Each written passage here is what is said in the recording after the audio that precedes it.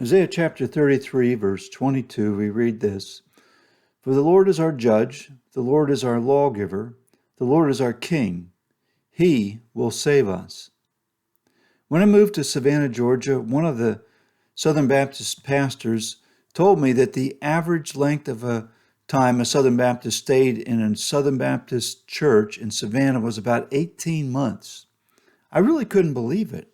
I thought, why was there such a pastoral turnover? So I observed and found that the high rate of turnover was not due to doctrinal or moral problems with the pastors. In some cases, the pastors resigned due to pressures by key members of the church. In some cases, the governing body of the church asked the pastors to leave. So what were the issues? In some cases, the parishioners felt a pastor's message was too strong.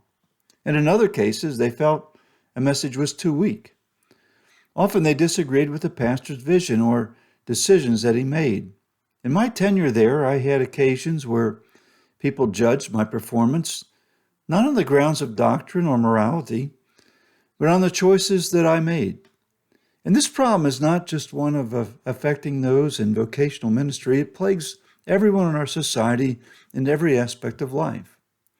So how does one keep his sanity under a barrage of judgmental criticism and based upon things that are so subjective? Well, the precept presented in Isaiah chapter 33, verse 22 is vital in maintaining your sanity in a world where people will judge and criticize you. So we must recognize four things, and they come out of this passage. First, we must recognize that the Lord is our judge. We are here to serve the Lord. He is the only one who can truly judge how we are doing in our calling and conduct of life. If we worry about pleasing men, we'll ultimately lose our sanity and react to the judgmental attitudes of people inappropriately. We're not here to please men, but to fulfill the purposes of God. Secondly, we must realize that the Lord is our lawgiver. As a lawgiver, the Lord establishes the standard by which we are to conduct ourselves. If we are living by the Spirit, which means to seek the purposes of the Lord in accordance with His Word, we will be doing what He desires. If we are confident that we are doing what the Lord wants in the way that He wants us to do it, we need not worry about how others view us. If we're doing the Lord's will in the Lord's way, we should be very confident. Third, we must also realize that the Lord is our King.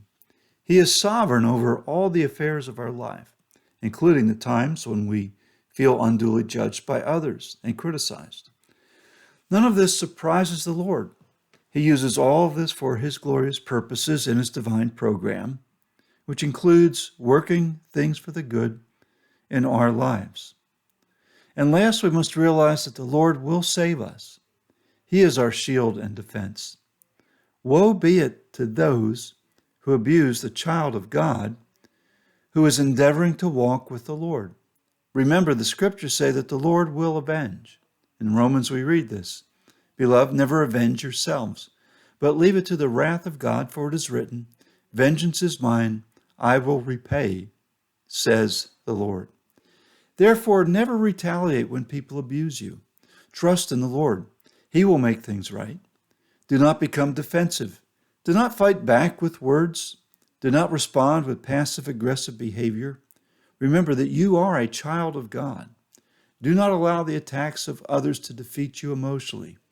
If you're doing what's right in the eyes of the Lord, walk confidently and let those things go.